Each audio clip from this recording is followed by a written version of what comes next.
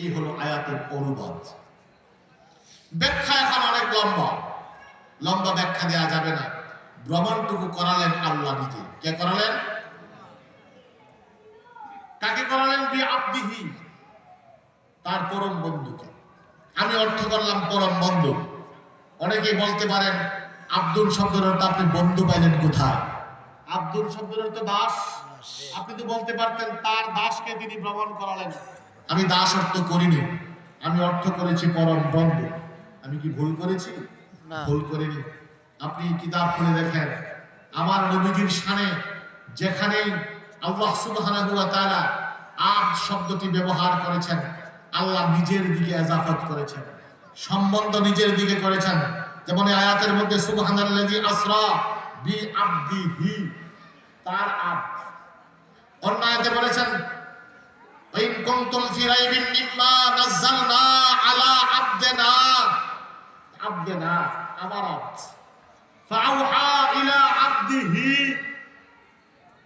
ওহী করা হলো, ওহী করলেন তিনি তার আব্দকে, তার আব্দ। আমরা কলমা পড়ি আশহাদু আন্না মুহাম্মাদান আবদুহু ওয়া রাসূলুহু, ঠিক কি না বলেন? ঠিক। তাহলে আমার নবীর বেলায় যেখানে আব্দ এসেছে, সম্বন্ধ হয়েছে কার দিকে? কথা বলেন না, কার দিকে? আল্লাহ। তাহলে আমরা হলাম আব্দ, আর নবীজি হলেন আবদুহু। আমরা হলাম আব্দ, আর নবীজি হলেন কি? আবদুহু। আল্লামা ইকবাল বলেন আবদু দিগার আবদুহু চিজি দিগার, আবদু দিগার আবদুহু চিজি দিগার, আও সেরা পা ইন্তজারি মুনতাজার, আও সেরা পা ইন্তজারি মুনতাজার। আবদু দিগার আবদুহু চিজি দিগার, আবদু দিগার আবদুহু চিজি দিগার, আও সেরা পা ইন্তজারি মুনতাজার। আবদুন আর আবদুহুর মধ্যে এত বেশি পার্থক্য, তা কখনো সামনাসামনি কাছাকাছি আনার কোনো সুযোগ নাই। আব্দ এক জিনিস, আব্দু আরেক জিনিস। আব্দ আর আব্দের মধ্যে সম্মানের পার্থক্য কেমন নেই? আব্দ হলো যিনি মালিকের সন্তুষ্টি চায়, আব্দ হলো যিনি আল্লাহকে রাজি করতে চায়, যিনি আল্লাহকে খুশি করতে চায়। আর আব্দুহু হলো আল্লাহ নিজে যারে খুশি করতে চায়। আব্দ হলো যে আল্লাহরে খুশি করতে চায়। আমরা আল্লাহর সন্তুষ্টি চাই কি চাই না? আল্লাহ আল্লাহর খুশি হয়। আর আব্দুহু আল্লাহ স্বয়ং তারে খুশি করতে চায়। আল্লাহ যে খুশি করতে চায়, বিশ্বাস হয় না?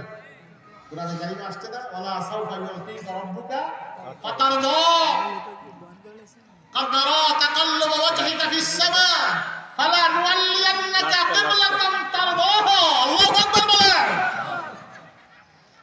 আমার আল্লাহ তাআলা রাসূলের সন্তুষ্টি চায়।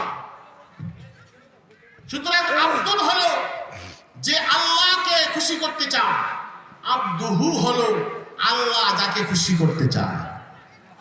পার্থক্য আছে না নাই? এই ভ্রমণটাকে করালেন আমার প্রিয় নবীজিকে। বাইতুল মুকাদ্দাস দিলেন। দেখেন আল্লাহর কথার ভঙ্গি কেমন।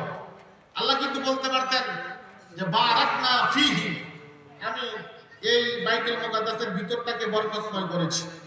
এখন ভিতর যদি, ভিতরের মধ্যে রাসূল গিয়েছেন, বাইতুল মুকাদ্দাসের ভিতরে সমস্ত নবীরা এসেছেন, সুতরাং আমার আল্লাহ কিন্তু বলতে পারতেন বারাকনা ফিহি। এই ফিহি না বলে আল্লাহ বলেন হাওলাহু।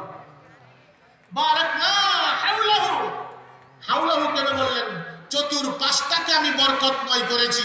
যদি আল্লাহ ফিহি বলতেন তাইলে বাইতুল মুকাদ্দাসের ভিতরটাকেই শুধু বরকতময় বুঝাতো, বাইরের অংশটা বোঝা যেত না। এখন যখন বলছেন চতুর্পাশটাকে আমি বরকতময় করেছি, ভিতরেরটা অটোমেটিক ভিতরে ঢুকে গেছে। ও প্রাণের ভাইরা, এই বাইতুল মুকাদ্দাসের চতুর্পাশটাকে আল্লাহ বরকতময় করেছেন কিভাবে? বলতে পারেন যে হুজুর ফেরেশতারা এসেছে, হুরগালান এসেছে, এটা একটা কারণ বটে। উল্লেখযোগ্য কারণ হলো বাইতুল মুকাদ্দাসের চতুর্পাশে অসংখ্য